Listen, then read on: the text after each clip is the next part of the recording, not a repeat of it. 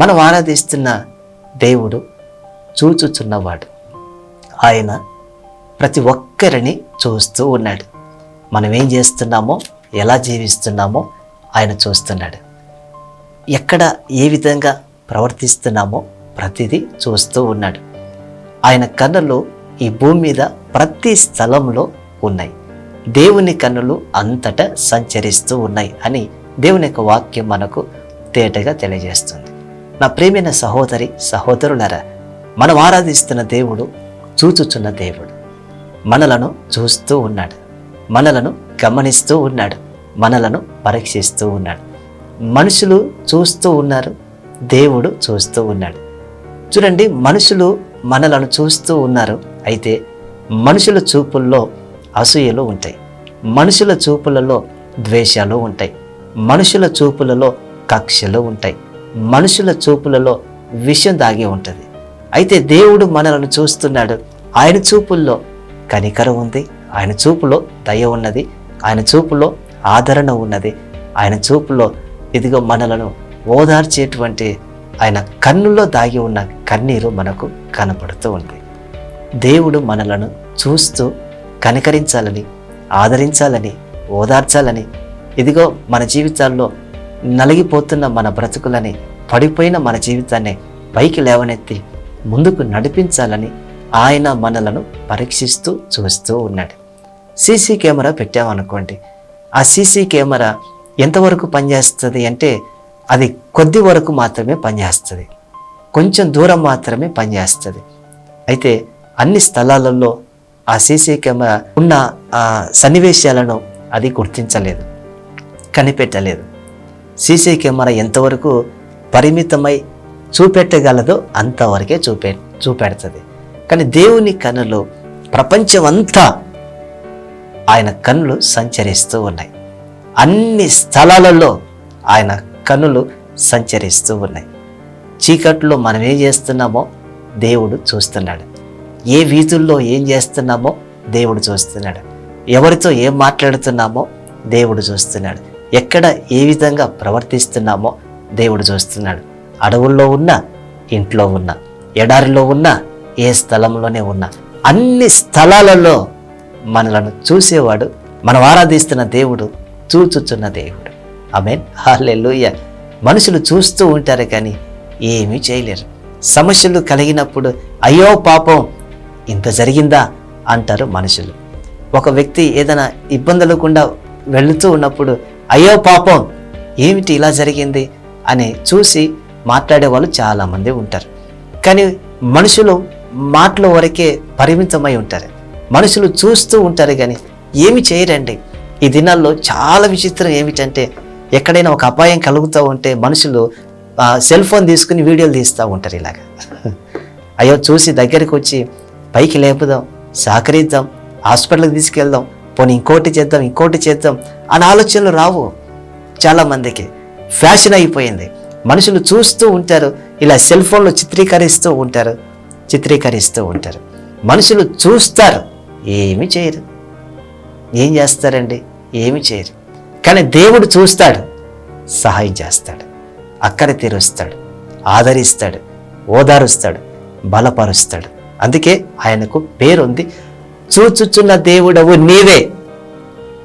నా కష్టాన్ని చూసే దేవుడవు నీవే, నా అవమానాన్ని చూసే దేవుడవు నీవే, నా కన్నీళ్లను చూసే దేవుడవు నీవే, నా ఇబ్బందులను చూస్తూ నాకు సహాయం చేసే దేవుడవు నీవే. నేను మీతో ఒక విషయం చెప్తాను. చూచుచున్న దేవుడు మనతో ఉన్నాడు గనక మనుషులు మనలను చూసి పట్టించుకున్నా పట్టించుకోకపోయినా పర్వాలేదు, ఆయన చూస్తున్నాడు. ఏలియా అరణ్యంలో ఉన్నాడు. ఏలియా ఎవరు ఆహారం తెచ్చారండి ఏలియాకి? అసలు ఏలియా అక్కడ కూర్చున్న సంగతి, ఆహారం తినకుండా ఉన్న సంగతి, ఇదిగో పస్తులతో ఉన్న సంగతి ఏ మనుషులు చూశారండి? ఎవరు చూడలేదండి. దేవుడు చూశాడు. దేవుడు చూసి కాకుల్ని పిలిచాడు. కాకుల్ని పిలిచి మొదట ఇదిగో ఆ కాకి నోటిలో ఓ రొట్టె ముక్క ఇచ్చి పంపించాడు. పలానా చోట ఇదిగో నా సేవకుడు ఉంటాడు ఏలియా, మీరు ఆయనకెళ్ళి ఇవ్వండి అని కాకులకి దేవుడు చెప్పాడు. ఆ కాకులు తీసుకెళ్ళి ఆ ఏలియాకి ఇచ్చాయి. చూసారా, కాకి గుణం ఏమిటి? తినే గుణం. కాకి ఆహారం దొరికితే వదిలిపెడుతుందా? వదిలిపెట్టదు కదా. నోట్లో వేసుకొని నములుతుంది, తింటుంది. కానీ కాకి తినకుండా తీసుకెళ్ళి ఏలియాకి ఇచ్చింది. ఎందుకని? కాకులు దేవుని మాటకు లోపడ్డాయి, దేవుని మాటను విన్నాయి. మరి రొట్టె ముక్క ఇచ్చిన వాడు మరి ఆ రొట్టెలోనికి ఏదో ఒకటి కావాలి కదా. అందుకని మరలా పిలిచి మాంసాన్ని నోట్లో పెట్టి పంపించాడు. ఏలియా అక్కడ పస్తులతో ఉన్న సంగతి ఏ మనుషులు చూడలేదు. ఏలియా అక్కడ ఇది తన కడుపు కాలుతున్న సంగతి ఎవ్వరు గుర్తించలేదు.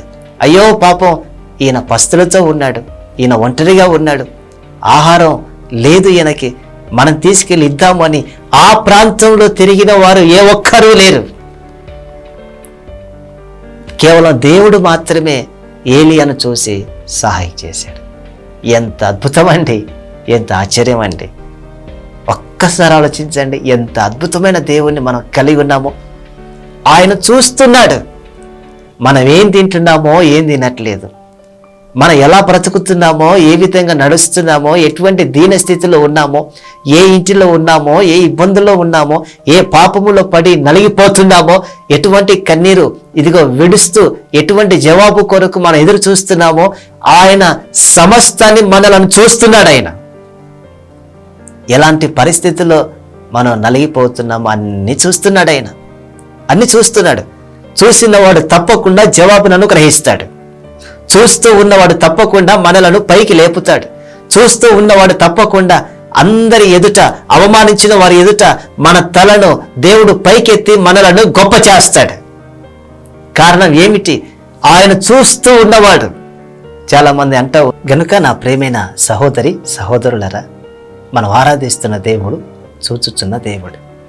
దేనికి కలవరపడవలసిన పని లేదు. అయ్యో, నన్ను చూస్తున్న వారు ఎవరు లేరే, నన్ను చూసి గమనించి నా పరిస్థితిని మార్చేవారు ఎవరు లేరే, నా కుటుంబాన్ని పట్టించుకునేవారు ఎవరు లేరే అని దిగులు చెందకండి.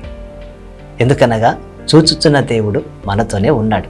చాలామంది ప్రశ్నిస్తూ ఉంటారు, దేవుడు మమ్మల్ని చూస్తూ ఉంటే మాకెందుకయ్యా ఈ సమస్యలు, దేవుడు మమ్మల్ని చూస్తూ ఉంటే మాకెందుకయ్యా ఈ కన్నీళ్ళు, దేవుడు మమ్మల్ని చూస్తూ ఉంటే మా జీవితం ఎందుకని ఈ విధంగా అయిపోయింది అని అందరూ దేవుని ప్రశ్నిస్తూ ఉంటారు. మనము దేవుని ప్రశ్నించే అంత స్థాయి మనది కాదు. దేవుణ్ణి ఇదిగో విమర్శించే స్థాయి మనది కాదు. దేవుడే గనక చూడకపోతే మనం ఈరోజు బ్రతికేవారమేనా? దేవుడే గనక చూస్తూ ఉండకపోతే ఈరోజు మనం జీవించేవారమేనా? సహోదరి సహోదరులరా, దేవుడు నిన్ను నన్ను చూస్తున్నాడు. దేనికి కలవరపడవలసిన పని లేదు. ఒక సమయం వస్తుంది, ఆ సమయంలో ఆయన మన జీవితాన్ని గొప్ప చేస్తాడు. దేవుడు మేలు చేసేదానికి ఒకరోజు ఆలస్యం కావచ్చేమో, కానీ అలక్ష్యం మాత్రం చేయడు. అందుకని దిగులు చెందకండి, కలవరపడకండి. చూచుచున్న దేవుణ్ణి ఆరాధిస్తున్న మనము ధన్యులము. ప్రార్థన. పరిశుద్ధుడా స్తోత్రం. తండ్రి, మీరు చూచుచున్న దేవుడని మీరు మాకు తేటగా తెలియజేశారు. అరణ్యంలో నీటిపోక యొద్ద హాగరును చూసి ఆమె దుఃఖాన్ని, కన్నీళ్ళని, నిందన్ని, దిగో బాధని చూసి గుర్తించి సహాయం చేసేవారు ఏ ఒక్కరూ లేరు. మీరు చూశారు, నిందని చూశారు, బాధని చూశారు, ధైర్యపరిచారు. అలాగే లేయా ద్వేషించబడే సంగతి ఇంటిలో ఉన్నవారు ఎవరు చూడకపోయినా మీరు చూశారు. ఏలియా నాయన పస్తులతో ఉన్న సంగతి మీరు చూశారు, సహాయం చేశారు. మా జీవితాన్ని మీరు చూస్తున్నారు. తప్పకుండా మా జీవితాలను మీరు గొప్ప చేస్తారు. మనుషులు చూసే చూపుల కంటే మీ చూపులో దయ ఉన్నది, కనికరం ఉన్నది. అట్టి దయతో కనికరముతో వాక్యం ఉన్న ప్రతి ఒక్కరిని దీవించి ఆశీర్వదించి గొప్ప చేయమని, మీరే మీ కొరకు సాక్షులుగా వాడుకున్నామని యేసు నామంలో ప్రార్థిస్తున్నాము తండ్రి. ఆమెన్.